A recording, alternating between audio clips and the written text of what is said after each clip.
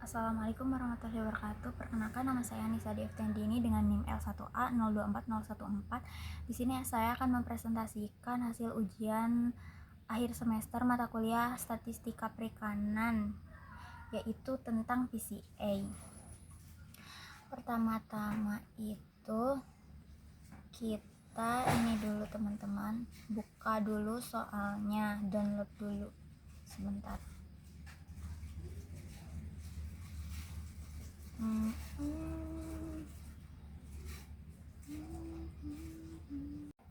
Nah, ini kita download dulu di ini soalnya kan.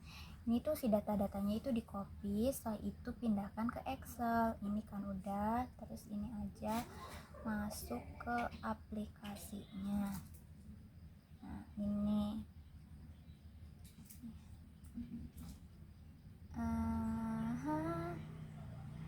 ini si row attributes-nya di checklist dulu sama ininya, terus kita paste di sini teman-teman, terus di unchecklist. Habis itu bentar aku gedein dulu, terus habis kayak gitu kita copy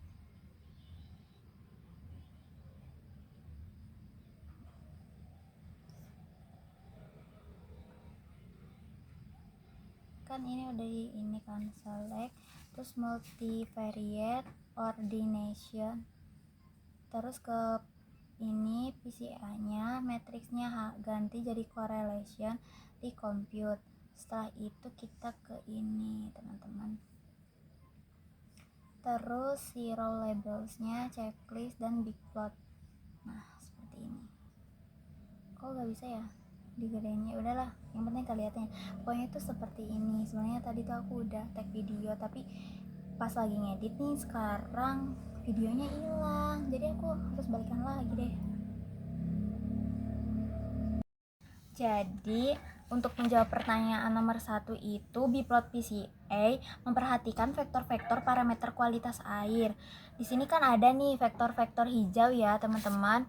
Di sini tuh vektor-vektor hijau itu menunjukkan bahwa kontribusi setiap parameter lingkungan terhadap kedua komponen utama. Selanjutnya kan ini ada titik-titik ya yang warna hitam itu tuh yang berwarna apa sih ini? Hitam.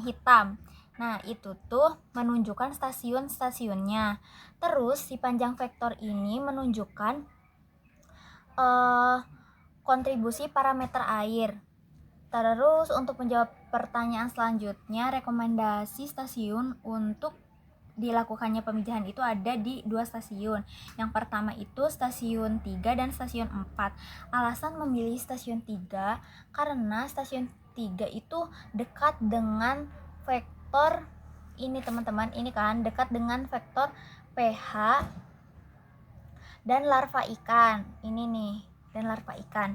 Itu tuh menunjukkan kondisi pH yang optimal dan keberadaan larva ikan yang sangat tinggi. Posisinya menunjukkan keseimbangan parameter yang mendukung reproduksi ikan. Terus untuk di stasiun 4 di sini itu kan dia itu dekat dengan vektor apa sih ini, TKG itu tingkat kematangan gonad, larva ikan, dan kecerahan, yang kondisinya itu sangat mendukung kematangan gonad ikan dan keberadaan larva yang sangat tinggi. Untuk referensi jurnalnya itu yang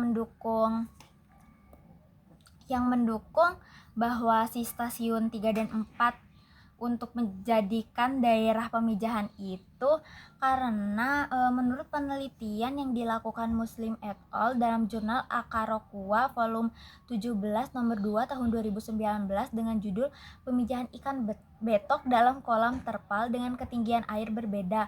Dalam kutipannya itu, pemijahan ikan dipengaruhi oleh kematangan gonad, kesehatan ikan, dan ekskresi hormon. Untuk selanjutnya, rekomendasi untuk daerah feeding ground itu tuh ada di stasiun 4 lagi teman-teman, karena di alasannya adalah posisinya terletak dengan vektor larva ikan, lagi-lagi larva ikan ya. Terus TKG, tingkat kematangan gonad, dan bentos yang menunjukkan organisme makanan utama bagi ikan. Terus itu tuh kondisi kecerahan ini nih, jadi si kecerahan itu maksudnya berkontribusi gitu dalam mendukung produktivitas perairan sebagai habitat mencari makanan yang ideal bagi ikan. Ini itu sesuai dengan referensi ya teman-teman yang dilakukan oleh Kanwilyanti dalam jurnal Management of Aquatic Resource Journal dengan judul Kelimpahan Larva Udang di Sekitar PT Kayu Lapis Indonesia Kaliwungu, Kendal. Itu tuh dalam kutipannya, jadi kecerahan berpengaruh terhadap kelimpahan pakan alami untuk organisme perairan seperti larva udang, ikan yang seperti itu, karena kecerahan menentukan radiasi matahari yang masuk ke perairan untuk sinar proses fotosintesis fitoplankton yang nantinya itu sebagai makanan ikan. Jadi kan si fitoplankton itu melakukan fotosintesis kan. Nah, fotosintesis itu ya otomatis membutuhkan cahaya matahari. Jadi ya kecerahan itu emang dibutuhin gitu loh. Mungkin sekian penjelasan dari saya, kurang lebihnya mohon maaf. Wassalamualaikum warahmatullahi wabarakatuh.